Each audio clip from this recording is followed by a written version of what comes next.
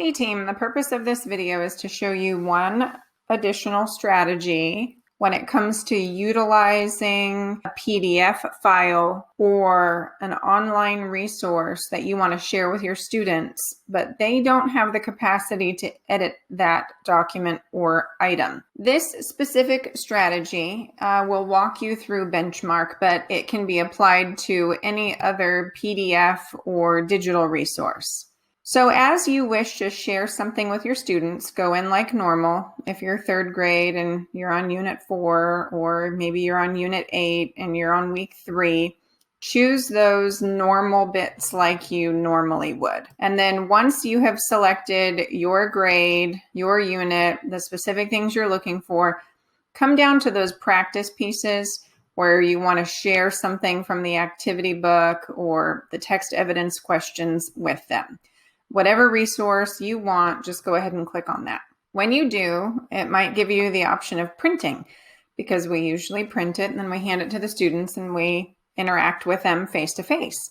But in this distance learning experience, we don't have the ability to do that. We need to rely on digital resources.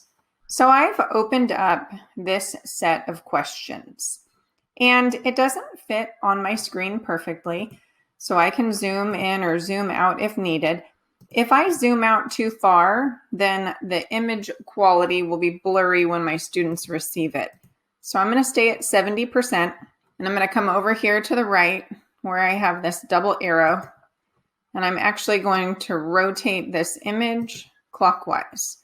So now nothing is off of the screen. I can see the whole thing. The next thing I'm going to do is I'm going to come down to the bottom of my screen.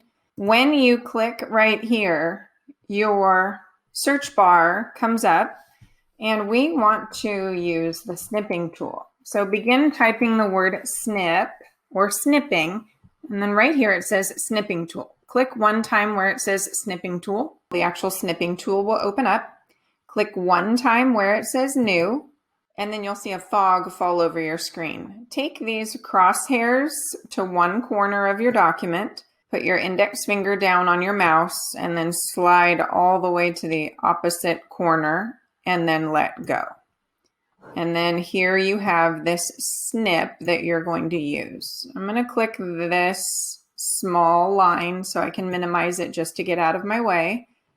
And I'm going to click the plus symbol over here, and I'm going to type docs.new. And when I type docs.new and press enter on my keyboard, it's going to give me a brand new Google document. And I'm already signed into Google, which is why this works. However, if you're not signed into Google Docs, it may prompt you to sign into Google Docs. That way you actually save that document. So once you're in here, my recommendation is to name the document.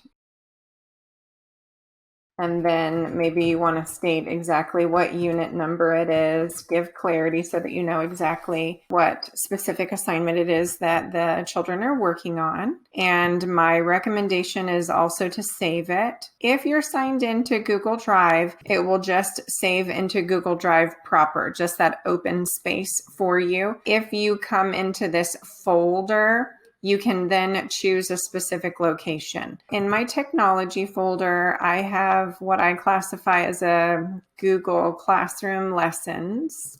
So I could come in here, and then because it's a Google Doc, I can save it in Docs. And because it's a third grade assignment, if I wanted to save it in as a third grade assignment, I could create a folder in this space and then press enter on my keyboard. And then once I press enter on my keyboard, then I can click the blue button that says move here. So the file that I just designed, I want to move it to this specific folder, and now it's going to be saved in that spot. And just to confirm, Google's going to let me know that up here. So here's the next step. I'm going to go into File. I'm going to come down to Page Setup right down here. And then inside Page Setup, I'm going to do three things. I'm going to choose Landscape instead of Letter. I'm going to choose Legal. So it's now 14 inches long. And then I prefer to have smaller margins. So I'm going to come through here and make those margins a little bit smaller. And then I'm going to click OK. So my document is now wide and it also has thin margins. The last thing that I copied was the snip that I grabbed from this text evidence space. So when I come in here and I use my keyboard and I do Control V for victory, the item that I copied is going to miraculously pop in here. Now it's the wrong direction. The reason why I did the snip the way that I did is because I wanted to have a quality image. I didn't want it to be excessively grainy or blurry. I'm going to come over here where it says 100%. I'm going to scoot out from the document 75% so I can see what I'm doing. I'm going to rotate. I'm going to grab the circle right up here. So I clicked on the item once. I'm going to come right up here, put my crosshairs on this blue circle. And when I do that, I'm going to rotate around. Now part of it is hanging off the page. So I'm just going to adjust it until it's the size that I want it to be. So I'm going to grab those corners, pull in, pull out if needed.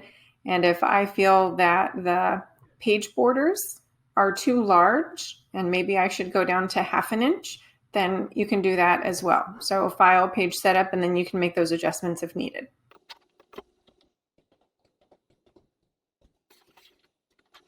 At the very bottom of the image, you have image options to work with. You have the skinny snowman over here on the right. If you want to size it, rotate, make adjustments.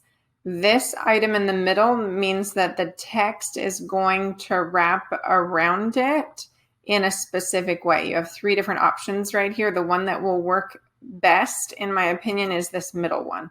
So I'm going to choose that middle one. I'm going to continue to adjust this. That way it doesn't hang off the page.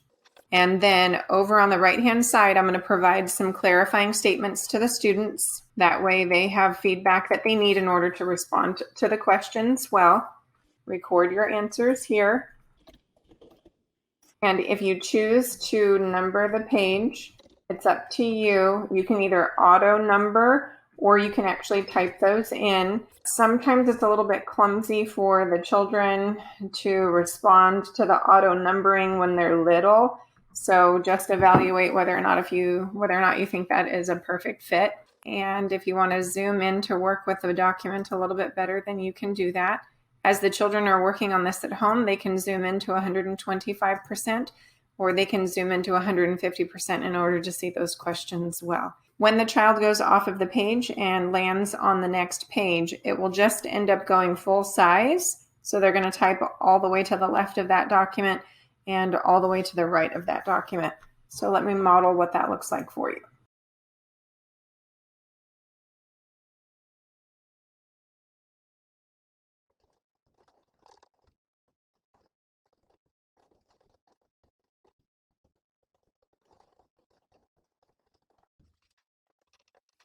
So you'll notice as I was typing that it went down to that second page. From this point forward, the children would have a full page to respond and they would still have access to this content up here.